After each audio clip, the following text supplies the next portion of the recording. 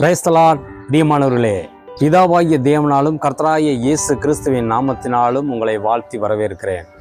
பரிசுத்தம் என்ற தலைப்பிலே உங்களிடத்தில் நான் பேச ஆசையாக இருக்கிறேன்.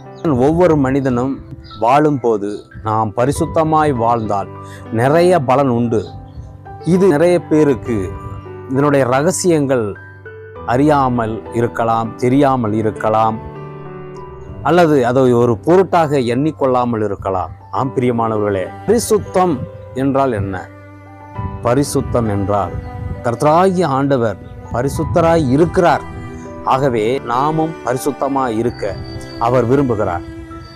ஆம் பிரியமானவர்களே, அவருடைய விருப்பத்தின்படி நாம் வாழும்போது இந்த பூமியிலே நிறைய நமக்கு ஆசீர்வாதங்கள் வந்து சேருகிறது. ஆசீர்வாதங்கள் என்றால் நமக்கு பெரிய கோடி கோடியா பணம் கொடுக்கறதில்ல, அது ஒரு ஆசீர்வாதம் கிடையாது. இல்லை, நம்ம வாழ்க்கையில் எப்போவுமே பெரிய நல்ல சந்தோஷமா அதிகமான வசதி வாய்ப்புகள் இதெல்லாம் இருக்கிறது, அது பெரிய ஒரு ஆசீர்வாதம் கிடையாது.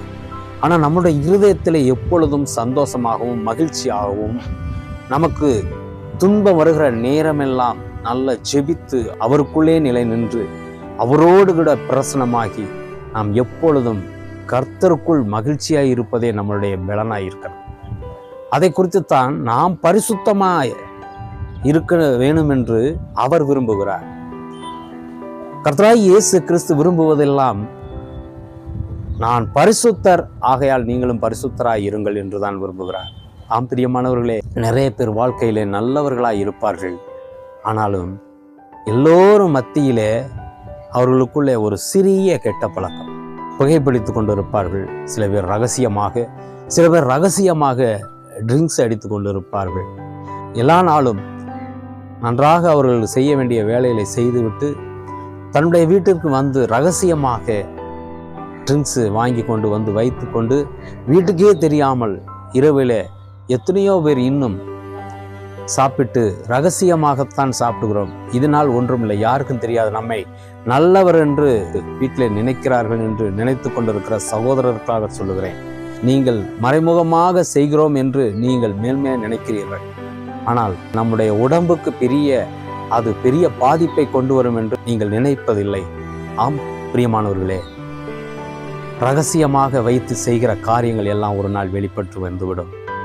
நீங்கள் வெளியரங்கமாய் தெரியாதபடி நீங்கள் செய்து கொள்ளலாம். ஆனால் அதே சமயத்திலே உடல் சரீரத்துக்குள்ளே அதனுடைய வெளிப்பாடு பெரிய பாதிப்பு வரும் பொழுது, அது ஒரு டாக்டரிடமோ ஹாஸ்பிட்டலோ போகும் பொழுது அது வெளியரங்கமாய் ஒரு நாளைக்கு வந்துவிடும். ஆம் பிரியமானவர்களே, இதை குறித்து தான் நம்முடைய உள்ளத்தை பரிசுத்தமாக, நம்முடைய சரீரத்தை பரிசுத்தமாய் வைக்கும் பொழுது நம் விடுதலையோடு வாழ முடியும். ஏனென்றால் எந்த ஒரு பொருளும், ஒரு காய்கறி எடுத்தாலும் கூட சுத்தமானதாக வாங்கி சாப்பிடணும்னு நினைக்கிறோம். அதே போல நாம் பரிசுத்தமாக இருந்து கர்த்தரிடத்திலே போகும் பொழுது நாம் பரிசுத்தமாக இருப்போம்.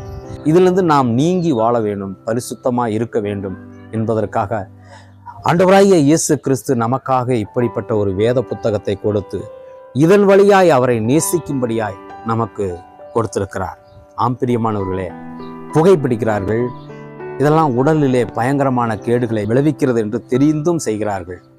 ஆனால் இதில் இருந்து ஒரு விடுதலை ஆக வேண்டும் என்றால் ஒவ்வொருவரும் தன்னை காத்து கொள்ள வேண்டும், தமக்காக ஒரு வேலி அடைத்து கொள்ள வேண்டும் என்றால் இந்த பைபிளை, வேதத்தை எடுத்து நீங்கள் எந்த இதாக இருந்தாலும் சரி, ஆண்டவருடைய வார்த்தைகள் இருக்கிறது, இதை எடுத்து வாசித்து அதை தியானித்து அதை நிதானித்து நீங்கள் செயல்படும் பொழுது உங்களை பரிசுத்தமாக இந்த பைபிள் மாற்றிவிடும். ஆம் பிரியமானவர்களே, எது சரி எது தவறு என்று நம்மை புரிய வைத்துவிடும். இது பேதையும் கூட ஞானியாக்குகிற பரிசுத்த வேதாகமும். இதை எடுத்தவர்கள் ஒருபோதும் வெறுமையாய் இருந்ததில்லை. இதுவரை இதை கையில் எடுத்தவர்கள் ஒருபோதும் வெறுமையான ஆளாக இருந்ததில்லை. எல்லாவற்றிலும் அவர்களுக்கு பல ஆசீர்வாதத்தினாலே உயர்த்தி வைத்திருக்கிறார் ஆண்டவராய் இயேசு கிறிஸ்து. இதை குறித்துத்தான் அங்கே சொல்லப்பட்டிருக்கிறது. 1 கொரிந்தியர் 3ஆம் அதிகாரம் 16-17 தெளிவாக சொல்லப்பட்டிருக்கிறது. நீங்கள் தேவனுடைய ஆலயமாய் இருக்கிறீர்கள் என்றும் தேவனுடைய ஆவி உங்களில் வாசமாயிருக்கிறதென்றும் அறியாதிருக்கிறீர்களா? ஒருவன் தேவனுடைய ஆலயத்தை கெடுத்தால் அவனை தேவன் கெடுப்பார். அவனுடைய ஆலயம் பரிசுத்தமாயிருக்கிறது, நீங்களே அந்த ஆலயம். ஆம் பிரியமானவர்களே, இந்த ஆலயத்துக்குள்ள நாம் ஒவ்வொரு நாளும் ட்ரிங்க்ஸுனாலும் புகைப்பிடிப்பதினாலும் இந்த ஆலயத்தை பரிசுத்தத்தை நாம் உள்ளே கெடுக்கும் பொழுது நமக்கு பல பல வியாதிகளின் மூலமாய் நாம் சிக்கிக்கொண்டு பிசாசினுடைய வழிகளிலே மாட்டிக்கொண்டு விடுதலையற்ற வாழ்க்கை வாழ்ந்து கொண்டு இருப்பது அவருடைய விருப்பமா? இல்லவே இல்லை. ஒவ்வொருவரும் அவரை பின்பற்றி வர வேண்டும் என்பதற்காகத்தான் வேதத்தின் மூலமாக நமக்கு ஒரு வெளிச்சத்தை காட்டியிருக்கிறார். சத்திய வேதம் ஒரு வெளிச்சம். இந்த வெளிச்சத்திலே பிரவேசிக்கிறவர்கள் ஒருபோதும் இருளிலே நடவ மாட்டார்கள் என்று எழுதப்பட்டிருக்கிறது. இந்த உலகத்தின் ஒளியாய் இருக்கிறேன், என்னிடத்திலே பிரவேசிக்கிறவன் ஒருவனும் இருளிலே நடவ மாட்டான் என்று சொல்லப்பட்டிருக்கிறது. ஆம் பிரியமானவர்களே, ஒவ்வொரு சிறிய வார்த்தைகளும் நம்மை தொடும். நீங்கள் ஒவ்வொரு நாளும் நீங்கள் வேதத்தை எடுத்து வாசித்து பாருங்கள். அந்த வசனத்துக்குள்ளே ஆண்டவர் உங்களோடு பேசுவார். உங்களை பரிசுத்தப்படுத்த ஆயத்தமாக இருக்கிறார். நம்முடைய இருதயங்களை, நம்முடைய சரீரங்களை பரிசுத்தப்படுத்த வேண்டும். ஆண்டவராகிய இயேசு கிறிஸ்து பாடுபட்டு சிலுவையிலே அறைபட்டு அவர் இறந்து 3ஆம் நாள் உயிரோடு எழுந்து அவர் பரலோகத்துக்கு போகும் பொழுது ஒரே ஒரு வார்த்தை நமக்காக சொல்லியிருக்கிறார். இதோ நான் பரலோகம் செல்லுகிறேன், உங்களுக்காக ஒரு இடத்தை நான் ஆயத்தம் செய்வேன். நான் சென்ற பின்பு உங்களுக்காக வேறொரு தேற்றரவாளன் வருவார், அவர் ஆவியானவர் என்று அவரே சாட்சி கொடுத்திருக்கிறார். இன்னைக்கும் கூட ஆண்டவராகிய இயேசு கிறிஸ்து நம்மோடு கூட ஆவியாய் இருந்து நம்முடைய ஞானத்தினாலும் நம்முடைய எல்லா விதத்திலையும் நம்மை உணர்த்துகிறவராக இருந்து நம்மை வழி நடத்துகிறார். ஆம் பிரியமானவர்களே, ஒவ்வொரு வசனமும் நம்மளை உயிர்ப்பிக்கிற வசனமாய் இருக்கிறது. ஒவ்வொரு வார்த்தையும் நம்மளை திடப்படுத்துகிற வார்த்தையா இருக்கிறது.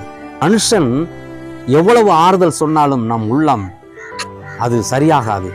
ஆனால் இவருடைய வார்த்தை ஒவ்வொன்றும் நம்முடைய உள்ளத்தை ஏவி ஒரு வெளிச்சத்திலே கொண்டு வந்து நிறுத்தும். ஒவ்வொருடைய வாழ்க்கையும் இதை நேசிக்கும் பொழுது இது சரி, இது தவறு என்று நமக்குள்ளே ஒரு ஞானம் உதித்துவிடும். ஆம் பிரியமானவர்களே, அவருடைய வார்த்தையை நாம் கேட்போம், அவருடைய வார்த்தையை வாசிப்போம், நம்மை பரிசுத்தமாக வைத்துக் கொள்வோம். நம்முடைய உள்ளத்தை பரிசுத்தமாக வைக்கும் பொழுது நம்மோடு கூட ஒவ்வொரு நாளும் ஆவியானவர் நம்மோடு பிரசன்னமாகி நாம் எதை செய்யலாம் எதை செய்யக்கூடாது என்று நம்மை ஞானத்தினால் புகட்டுவார். மற்றவர்கள் மத்தியிலே ஒரு வித்தியாசமான ஆளாய் நம்மை மாற்றி காட்டுவார். ஆகவே ஒவ்வொரு நாளும் நாம் பரிசுத்தமாக வாழ வேண்டும் என்றால் வேதத்தை எடுத்து வாசிப்போம், நேசிப்போம், விடுதலையோடு வாழுவோம். God bless you. கர்த்தர் நம் அனைவரையும் வழி நடத்துவாராக. ஆமென்.